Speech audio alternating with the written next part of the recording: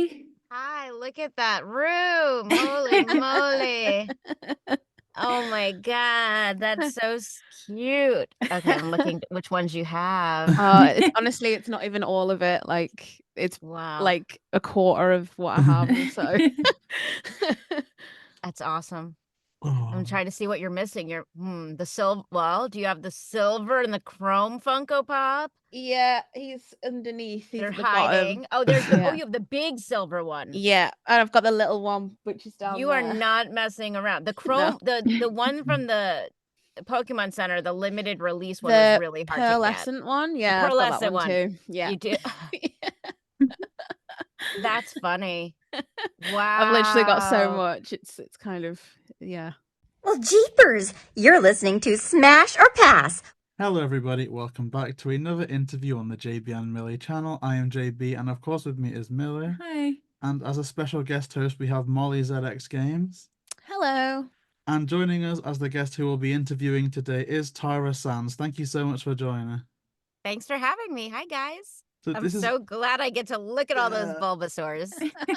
I mean, this is the first time that we've had Molly joining us in this show, so literally wonder when we why. found out that we were interviewing you, right on the top of our head, Molly's name came up, and I'm actually freaking out here. I might not even get a question out because I'm sorry, all my professionalism has just been thrown out the window.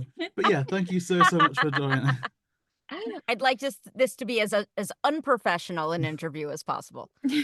That's the goal. Well, that's incredible. And of course, there is a lot to talk about, such as the role of Bulbasaur and all the other characters that you've played. But to be a bit cliche for a second, taking things right back, I appreciate IMDb isn't always the most accurate source, but that's at least credited your first role as being in about 1985. But prior to that point, no. what got you into acting? No. The truth is that was probably a project that didn't get dubbed till years later, because I was definitely not doing voiceover in 1985.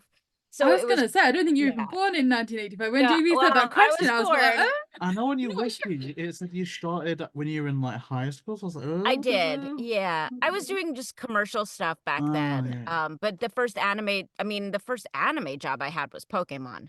But there are definitely credits on there because the projects got dubbed years later. So I know IMDb is like this, it's a great resource, but I am constantly updating whatever I can on there just to make it more accurate. I was on there this morning.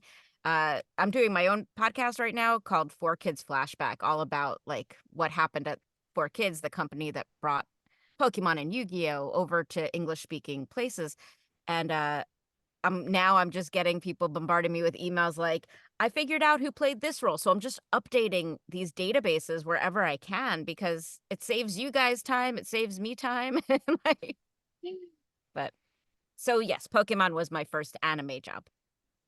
Oh, see, that is just an amazing place to start for it to be so iconic. It's almost like being thrown into the deep end. And I suppose to that end, prior to that point, were there any names within voiceover or acting in general, or maybe even some shows that you watched before your career that you feel influenced that decision at all?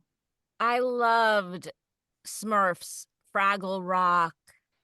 I mean, stuff like Scooby Doo, just like stuff like that's so iconic. I didn't think of voiceover as a career, like it didn't even occur to me. And now I'm just so grateful that I found it and it exists. But I was, a serious actress and I was studying musical, like theater, and visiting the UK and going to the Globe. And I didn't know that I'd be like saying Bulbasaur like for years. Like that was not like on my radar at all. Of course I had to do it. I know why you're here. Yeah, I mean, listen, if you guys think about if you were a youngish adult and someone showed you Pokemon, but like only little bits and pieces of it, I was like, what is this thing? Like now you know it and you love it, but if you had just been hired to do the, like when they first hired me, I was there doing a speaking role. I'm sorry, I've told this story many times, so tune out if you're bored. But I was there playing a role named Melanie, and we finished early, so they were like, hey, there's this like bluish greenish guy and this other little blue circle with the plant on his head. That was oddish. They're like, can you try those? Just like sound like the Japanese, but say Bulbasaur or say oddish. And I was like, what else do they say? And they were like, that's it. And I was like, good luck with this show. Because it was weird. I mean, like, again, like if you had seen it from my perspective, you would not have thought that I'd be talking about it 25 years later. So it was just another job that day. I was happy to have it because the Melanie role to me was like the exciting part. No one knows who Melanie is anymore. Like, just bizarre. I mean, it's certainly, you've worked on some incredible projects, and when we first set up the show, we were thinking it'd be kind of the fans that listen the most, like people, as you can probably tell from the background, we have Pokemon, we have Scooby, and we're excited to get into both of those in a bit more detail. But we also found that people wanting to get into the industry as well, and that kind of admired the journey into the work that you're doing, also kind of tuned in a lot as well. Do you have any advice to people that are looking to get into the industry? It's so funny you're asking this. I was just writing like a thing on Facebook because I get asked this constantly, and I don't have good advice. I send people to websites where there is good advice. Like I want to be a voice actor.com. Because I started so long ago, my way in was so different than the way people are getting in now. I see people getting in on with Tik Tok or whatever it is, which is a great way, and there's still room for people, but the truth is this industry is very tricky right now because of AI. We don't know if that's going to replace a lot of our work. I'm just hanging on for dear life here. And because of celebrities who didn't used to do commercials. That used to be my work. I used to do tons of radio commercials or TV commercials, voiceovers, and now that's celebrities. So if you are going to enter this business, it has to be you have to be obsessed with it. It has to be your dream. And you can't just say, I want to be an anime actor.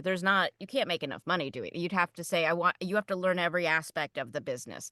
You have to learn the difference between a commercial read and an industrial read, which is like a read for like a pharmaceutical company that maybe no one will ever hear. But that's all part of your toolkit of like what you do all day. I mean, if you saw most of the work I do all day, you'd be bored out of your mind. It's not all anime. It's not all cartoons or video games. That's like the fun stuff or the stuff that kills your voice. Like yesterday, I had to sing in a raspy voice. My voice was, I was like, okay, I'm not allowed to talk for the rest of the day. That's like the part of it that people don't think about. And then the other tricky part is there's people who think it sounds like a fun hobby. But what happens is they erode the industry rates, and they kind of think it kind of shakes it up in a weird way. Like there's these sites where you're like, we'll pay you $2 to do a national commercial. And you're like, please don't do that. There won't, your time is worth more than that. And it's going to affect everybody.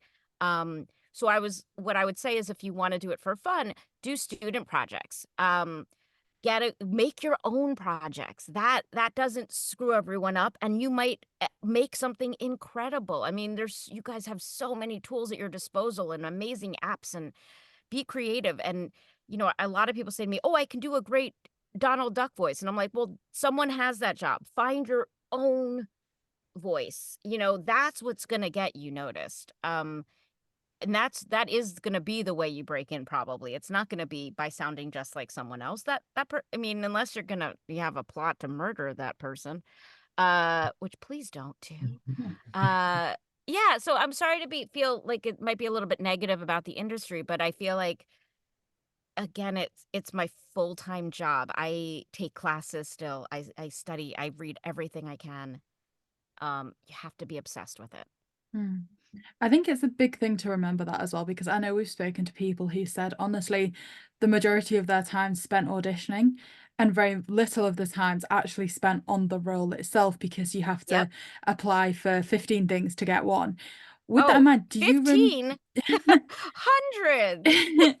I will admit that was just me pulling a number out of the air. I know they said that it was kind of like, a few hours of their month was actually spent in a role compared to the other 3 weeks and 3 days. Yeah. That was the audition. Yeah. So I guess with that in mind, in terms of actually, getting a role, do you remember how your work as the iconic role of Bulbasaur did kind of come about, the specifics of what the audition process was like, things like that? I wish I knew. There was a newspaper. I think what happened, and I'm guessing, is I had a demo tape, and it was a cassette tape because that's what we used back then. And there was a newspaper called Backstage Magazine, which still exists, but it's only online, I believe. And they would list auditions in there, and I would literally run around New York City delivering my demo tapes or putting them in the mail or my headshot. And I just hustled my butt off. And I think that was one of the places I dropped off my tape because I don't remember auditioning. I think they cast me from that demo, luckily. But again, it's so long ago. I wish I knew, because on the podcast, I'm asking everyone their audition stories, and people have really much more interesting versions of that than I do. But again, they didn't audition people for the Pokemon themselves. They only auditioned people for the speaking roles, because at the time they didn't know that, if you listen to Michael Hagney, who was the director, and he played a bunch of roles, he thought they weren't given a lot of information. So he thought, okay, there's 150 of these things. I guess they'll put a few in each episode. He didn't know that Charmander was going to be in every episode, or Bulbasaur. So he made himself Charmander, thinking, all right, I'll just cover this one for now. So there was you'd be amazed at how little thought went into something that now we think of as such a big deal. Yeah, that is crazy. Speaking of that sort of stuff, what was your process in actually finding the voice for Bulbasaur when you were doing it, and other characters that you played? What was that process like? So in those days, I work on Pokemon once in a while now, and it's very different. But back then, they played you the original Japanese. So in Japanese, Bulbasaur was Fushige Dane. I think I'm saying that right. But so all he said was Dane, Dane, Dane. Two syllables. And they're like, well, do that and say Bulbasaur. So I'm like, all right, well, that's 3 syllables. So that's why, and we're watching the lip. So sometimes it's like Bulba. Sometimes it's just Sar. Like if he just opens his mouth once. Sometimes it's Bulbasaur, Sar, Bulba, Bulba. It's so weird. So it's like math. I mean, it was, and then you're like, okay, so now I know I got 7 flaps. Okay, is he sad? Is he happy? Is he, and back then I found an old script. We posted them on our Patreon page, but they didn't give you direction like happy, sad, scared. Now it's spelled out for you. It's fantastic. They're frightened to amused. It's really specific. So back we were just I mean, the fact that I can't believe that people are watching that. It felt so haphazard, but again, we worked hard. It just was that we were on crazy deadlines. But yeah, so that's how we found the voices during that time. Today, the voices are much more animalistic sounding, and we're not as locked into what the original sounded like. See, that makes a lot of That's the Bulbasaur. sense. I love the Bulbasaur voice as well. I just had to stop myself from Aw. I was almost wondering where it was coming from. It just transitioned so quickly. I was like, where's that noise from? It's weird. It's so weird. And that's one of those voices you're like, ooh, if I had thought about that in advance, I probably would have tried something different, because it's right on your vocal cords. It's not great for your voice. But it's fun to do, so who cares? Yeah, I could just imagine. But it's actually really crazy. It's like you could read my mind with that last bit, because something that I found kind of not weird but interesting doing this series, and I think it really hit home about over a year ago when we were interviewing Bob Bergen about his role on The Emperor's New Groove, and he said that for Bucky the Squirrel, he had his own idea. He knew exactly what the squirrel was saying, not just in terms of emotions, but in terms of lines as well. And I think even they do the same for Groot as well. Has it ever got to a point where, even if it isn't official, where you kind of have an idea what Bulbasaur's saying? Oh, and, yeah. Yeah, for sure. You have to, because non-specific acting is usually boring acting. So the more specific you can really be, even if it's just in your head, I'm scared, or you have to have something behind it. And it used to bug me that the Pokemon didn't talk, and then I realized later why that was so magical for children. It's because you guys could imagine whatever you wanted during that time. I'm like that, and that I don't think that's why they made it like that. I think it was the repetition so that the kids would know the names of the characters and buy the cards and the toys and the stuff, which you've done a very good job of buying all the stuff. But in retrospect, I'm like, oh yeah, it really forced kids to use their imagination, because like I could do as much acting as I wanted and know what I was saying, but it was you at home who was putting yourself into it and coming up with the words. And I love that about it because it feels collaborative then. And I mean, I guess, when you start work on a project, it's kind of like, you can barely imagine what things could amount to. And obviously, as we were saying, with the amount of auditions you have to do, sometimes it's just one thing straight to the next and you have other things to worry about. But when you initially started voicing Bulbasaur, did you ever expect or imagine just how well that franchise was going to do, or even how popular that specific Pokemon would be to this day? I didn't think I'd ever see those people again. So no. I mean, and again, I have a really bad gauge of what's going to be really popular and what's not. Like Pokemon, I had no idea. But again, that was early days where there wasn't a big anime boom in the US yet. So I don't think anyone anticipated that. And then other shows like I've worked on where I'm like, oh, this is so funny. I hope everyone, like I worked on a show called Dino Girl for Netflix, and it was for younger audiences, but it was so sweet and so funny. I don't think anyone watched it.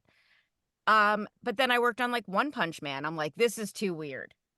It blew up. So I don't trust my judgment when it comes to this stuff, but Pokemon, no way. No way did I think that. I mean, and if you had said, okay, well, you're Oddish and which one do you I mean, how could you know? I just think there's something about certain Pokemon aesthetically, like the artwork that really speaks to children and to people in general, like adults too, actually. And that's who I give so much of the credit to. Like this artwork just transcends whether it be the card game or the toys or the show or the video, whatever it is. The artwork is fantastic, and it's enough like a real animal, but enough like a fantasy that kids just are drawn to it. No pun intended, drawn. As I am one of those kids. You are. I love it. I love it. Do you have a favorite memory from your time voicing Bulbasaur at all? Well, I went in one day and the director, I think it was Jim Malone that day, said, Bulbasaur is going to be singing today. And I said, I'm sorry, what? I think I know the episode too. Yeah, it's that it's that Togepi one, right? It's like Bulbasaur. I don't even know. I don't remember. But how? I mean, it was so you can't have any inhibitions. You have to be like just not be afraid to look like a fool, because I'm sure I looked ridiculous singing that. But yeah, that was a fun day at work. I mean, no complaints when that's your job, right? Or that the day where they all evolved. There were two. There was the Clefairy episode where there was like thousands of them, and then the Bulbasaur episode where there were thousands of them, and just laying down track after track after track. I mean, listen, do I know what all of those were saying? Like, did I have like no. I mean, after a certain point, the word just becomes gibberish to you. But it was just about layering a lot of tracks of the same thing over and over and over again. But those were 2 fun days of work.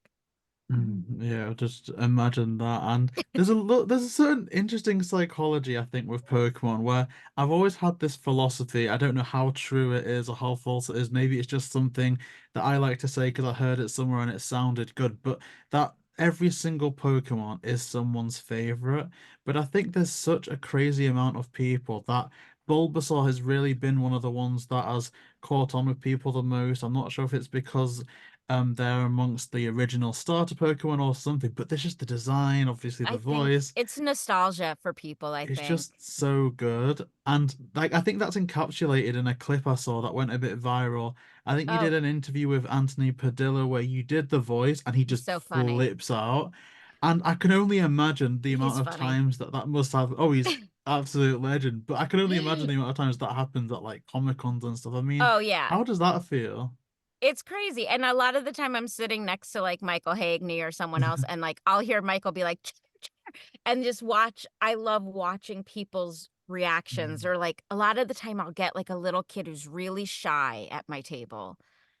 And I'm like, come here, I gotta tell you a secret. And they'll like reluctantly, and I'll be like, Bulbasaur.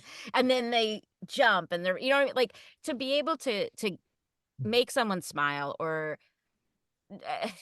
I can't express that. Like, I mean, again, we worked in such a bubble. I was in a room like this, you know, with a director and an engineer, and we didn't know we were touching people or that connecting, and to go to these conventions. But sometimes I get the opposite. I'll get people come to my table and be like, Bulbasaur is the worst starter. Like, you know, they'll yell at me. And I'm like, I don't care. Really? That's crazy. But it's fun. I mean, I think it's funny, but like, Aw. I'm like, you just weren't a smart kid, obviously. But so I get both, or they'll come to I'll just give them a hard time because they'll be wearing like a Squirtle cosplay or whatever it is.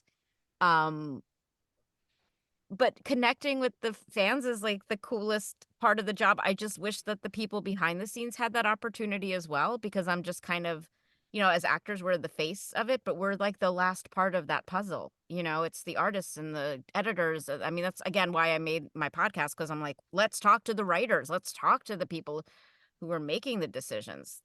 Those are the creatives that I think really were the ones that helped you guys have those feels. But the other thing about Bulbasaur, and I think because when you played that game, a child got to choose between the 3 starters, right? Empowering a kid like that is such a big deal. So whatever one they chose, like, stays with them in a really profound way, because it's like, you get to make this decision. I don't know. It's like when you pick your Harry Potter house, or when I don't know, like, it's Yeah. just a big deal. Like, it's Mhm. something you remember. Yeah. When I play like every game, because I've played all of them, I still like have to take it very seriously on which one I choose. Like it's Yeah. a massive part of like just my whole gaming experience. So Yeah. I totally get that. I Um, understand. Going back to the conventions, is there any Bulbasaur merch that a fans like asked you to sign that's like really stood out to you that you can remember? Oh, I mean, I'm constantly seeing new cards that I'm like, whoa, I've never seen that before. And then there's like these Tops made a whole card series. They made episode Yeah. cards, which are really neat. Like, so I've just started bringing some of those with me to conventions, because I'm like, ooh, like, again, that first whenever someone brings me that first, it's the Bulbasaur and the Hidden Village card. It's so meaningful because it was my first day on the show, and it has like 3 of my characters in it, and like it's really touching. Sometimes it's not just stuff to sign. I mean, I've signed 3 people's bodies now, and they've gotten that tattooed, which is crazy pants to me. Nice. I try to talk them out of it. I'm like, I don't even want my signature on my, like, please, like I'm like, I'll write it, but really think about this before it's permanent. So that's like some of the craziest merch. Also just like really old stuff. No, you know what I have here? Wait, let's see if I can grab it. Where'd it go? Oh my God, it fell. Now you don't see it. I have this toy that when you smack it, it says Bulbasaur. I actually got it I think I got it in England. It was many years ago, and I was on vacation, and I found it there, and I was like, they did not pay me for this. I can't believe I can't find it right now. So like when people bring me obscure stuff like that, it's pretty exciting. I mean, I would love for you to come by with like your whole collection. Well, I was just finding mine because What do you have? I've got basically a Oh, saw wow. binder that is Bulbasaur's, Ivysaur's, Venusaur's full to the brim That is of cool. every single Bulbasaur card. Oh my God. Like it's Is that kind the of ridiculous. sleeve that they're in that I'm looking at the back of those? Yeah, That's so that's really those are that's cute. the sleeve as well. And then there's all the vintage stuff. And then all the Ivysaurs. Oh my And God. then I was just gonna skip You're to the back. hardcore. Oh yeah.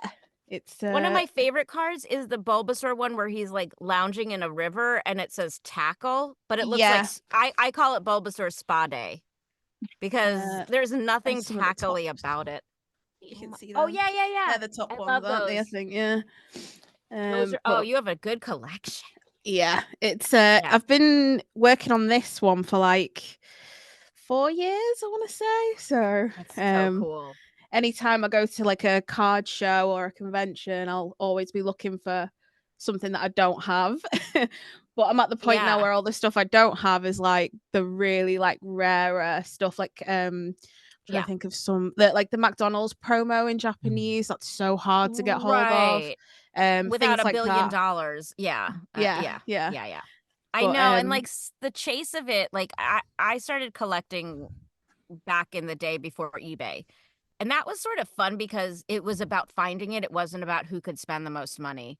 So eBay sort of is made it like, okay, now the person with the most money wins, which is less fun than like going to a flea market and or you guys call it a boot. What do you guys call those? Car boots. Car boots. Yeah.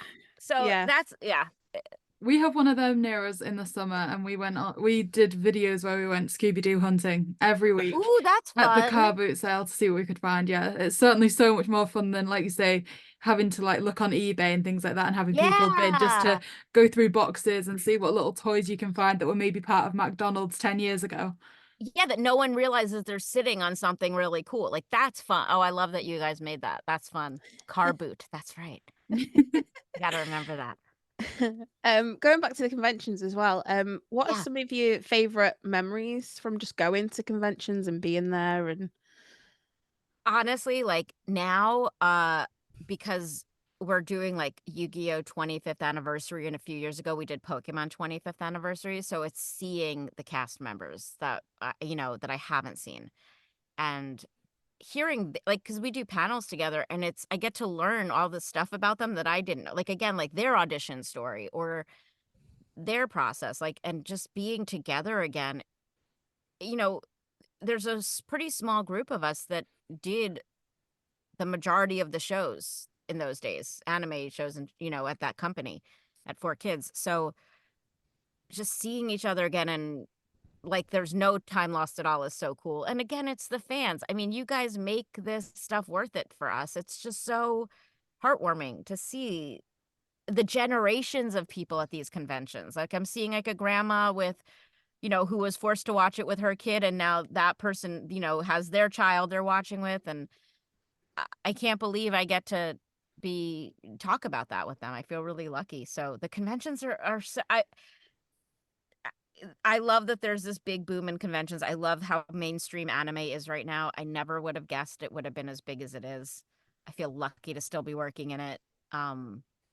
But yeah, it used to be like your hidden secret that you were into obscure anime. And now it's like every t-shirt I see at the airport is an anime t-shirt.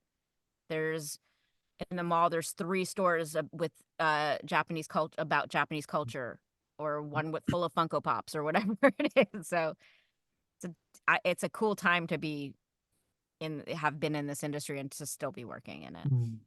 I mean, my selfish question bumping off of that, and I promise I'm not just saying this because I want to like fish for like UK or England dates, but in terms of conventions, is there a place that you've not visited yet that you'd like to, or somewhere that you'd like to revisit for conventions? I would love to. So I did London years ago and Scotland, but I feel like I'm due back. Like I wasn't there, like the Funko Pops hadn't been released yet, I think, when I was there. So I need to go back. I would love to. My friends were all just there. I've heard there's a great convention in Manchester, actually. Yeah. Which one is it? I can't remember the name of it. But we have to be invited is the tricky part. We can't just be like, I want to go.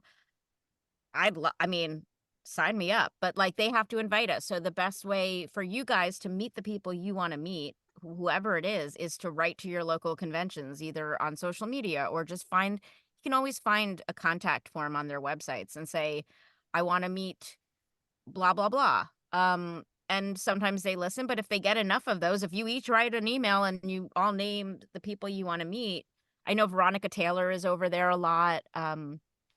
They just had the original Meowth over there, and Lisa Ortiz, and so we do it. It's just I haven't done Ireland yet, which I would love to do. I haven't done Wales, but I would love to do London, Manchester, Glasgow. I did Glasgow. I'd love to do of Edinburgh. course, yes, because Yeah. I went and visited there and I loved it, and I just want to go back selfishly, because some of this is like where do you want to go? Like, if they tell me to go to a really cold place in the winter, I'm less likely to go if it's nice out.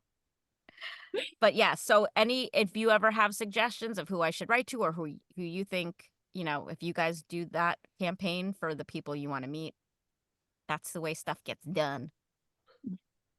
Well, we certainly would love to see you come to Just a comic on we're right I'd love to, to I guess, meet you Telford guys. Takeover. That's quite yeah, it's not popular. too far. Oh either. yeah, that I've heard of. Okay, I'll do some research. I think that was quite good. I feel like there's an entire wall of either like animation or anime voice actors when we went, wasn't there? Think Along the road with Grey DeLisle. I'm sure that entire wall. I feel so I'm gonna email. certainly I think it would be a very good fit for that Yeah. Comic-Con, and I'm Cool. sure we'd make the journey to wherever it was in the UK. We'd love to see that. But Oh, we've touched on Bulbasaur quite a lot, and as you can tell from our background as well, we are quite keen to at least touch on Scooby Doo a little bit. So I yes. know you mentioned right at the start that you had some Scooby Doo while you were growing up, and of course you did go on to play Nancy in Scooby Doo Stage Fright. So Very small part. before starting work on it, did you ever have like a favorite character or a favorite Scooby that you watched growing up? I mean, I was a Velma girl. I love Velma. Just because I do. But I also love Shaggy. Not so much into Fred. But I couldn't believe I got to work on anything Scooby Doo. Like, that was one of those moments where I was like, I can't believe they let me do this. Like, it's like that imposter syndrome moment. And again, I had such a tiny part on that, but just to be part of anything Scooby Doo was so cool to me. Yeah, I think if I cosplayed, maybe I would do Velma. I'm not a cosplayer, but I think that would be my choice. Oh, that's good. Everybody has their Scooby character. It's like the one that they gravitate to the most. I can see why yours was Velma. I mean, Love her. certainly there is a lot of kind of fans in favour of Velma, especially at the moment, and she's been given her own show and everything as well. Yes, that's But right. Mindy on the Kaling. topic of Stage Fright, that was unique in that one was a musical. Do you find that there's a particular genre that you gravitate towards that you really enjoy doing the most with your work? I mean, anything, the kinds of roles that I have the most fun playing are like the tough females with the heart of gold. And doing like in a comedy genre that's like I loved working on Hunter x Hunter, for example. Shaman King. I'm trying to think what in recent Jujutsu Kaisen I've been working on recently. Those characters haven't been as fleshed out, but I can tell that's sort of where some of it's going. Like they're badasses, but they have good intentions. And finding that. But listen, I always love when I'm working on that day. Like I'll have a different answer tomorrow and be like, I just love doing the heavy drama stuff. But finding the humor in things, especially when it's not a dub and I can just originate a role and not be locked into, again, the mouth flaps, is really more exciting for me because I'm the first one to do that role. And that's why Scooby Doo was so much fun. But the tone of Scooby Doo, like that's my favorite kind of tone. It's just silly, but stakes are high. And and the formula, but it doesn't matter. We know what's going to happen. They're going to be okay, but you're still invested. And that means the writing is good because you're still invested, even though they're going to be fine. Yeah, I really couldn't agree more with that. There's just such an almost a comfort in knowing that, but also being along for the ride Yes. it's amazing. So I Yeah. guess because we're getting on to time now, to get into the process of wrapping things up, can I ask, do you have any current or upcoming projects that you're working on that you can speak about, please? What am I allowed to talk about? I have a Harry Potter game out. Let me get the name of it right. Harry Potter. Wait, what's the name of it? So bad. Wait, I'm gonna find it. Sorry, is this terrible that I'm Googling? No, like we were having a conversation a couple of days ago about how in different countries, different things have different names, down to episodes of shows, movies, games, everything. That's such a good point. This one is called Harry Potter Magic Awakened. It's an app. It's really fun. The flying is really fun. And I get to play the mean girl, which is so super fun for me. And we just recorded some more of that. So I played Cassandra in that. Jujutsu Kaisen, hopefully next season I'll get to do more. I play Urahime and Momo and Baby Panda. What else am I allowed to talk about? My podcast is, I'm just like, honestly, just spending a lot of time on that, editing and doing all that work. 4Kids Flashback. So if you guys, and for anyone who grew up watching this show, we know that 4Kids was a company that people hated and loved and had very strong opinions about. So we're just trying to figure out like how things happened there, the writers, and why things were written a certain way, why certain things were edited, why, just the why of it all. And I'm loving doing what you guys do and interviewing people. That's one of my favorite things to do, is because there's something interesting about everybody. You just kind of got to find it. And everyone has a story to tell. So I'm trying to think if I don't think I'm allowed to talk about anything else. But yeah, that's what's up. Yeah, I'm definitely looking forward to checking out the podcast, because as someone that Thank you. loves podcasting myself, like we're about 140 episodes in now, and I've not been bored for like a second of Wow. it. So I'm really looking forward to listening to Oh, others as well. So I'll leave that linked in the description down thank you. below. Are there any other links, or is there an ideal place for people watching this to keep up with some of your other works? Yeah, on social media, I'm just Tara Sands VO. Easy enough. I'm on all the nonsense platforms that you all go to. And hopefully I'll be in the UK soon. Fingers crossed. I have one place I think I should write to that I'll work on. Yeah, absolutely. I think Fingers Molly might need to crossed. bring more people with her to help carry everything, if that's the case. Literally. Oh my! I think I'll just come to your home. I think Yeah, that'd be great. it's That'd be a great. I'll cook you better a nice plan. dinner. That You can sounds come. terrific. Yeah, it really is impressive. Yeah, it's an Thank you. amazing collection. Oh, this is one of my new favorite memories. Yeah, and that does conclude all of the questions that we did have for you today. Just thank you so much again for taking the time out of your day to speak with us, and for being so giving with your answers. We really, really do appreciate it. Thank you guys. Thank you, and Oh, thank you wow. so much. Oh my gosh, that's amazing. Thank I you just so love much. to see you guys giggle. Yeah, it's That's just the like giggle. there must be. I'm sure that there's some type of as well. What's the word? Like Pavlovian conditioning, where you watch something as a child, it always makes you happy, and so now when you hear it, it's like, Right. yes, I But remember that. yeah, like that's how I'd react to the Scooby. If Scooby was talking to me, and like I've never met him, unfortunately, but like yeah, like that's how I would react too. I'd just start giggling. I get it.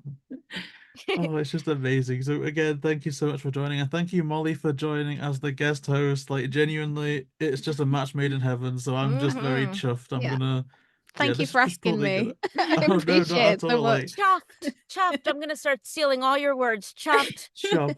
Car boot. Oh, Absolutely love it. chuffed. And I hope that everyone watching this is equally as chuffed. Thank you so much for tuning in to another interview. If you do want to see more, please like, comment, and subscribe. And you can find all the links to both Tara Sands and MollyzxGames in the description down below.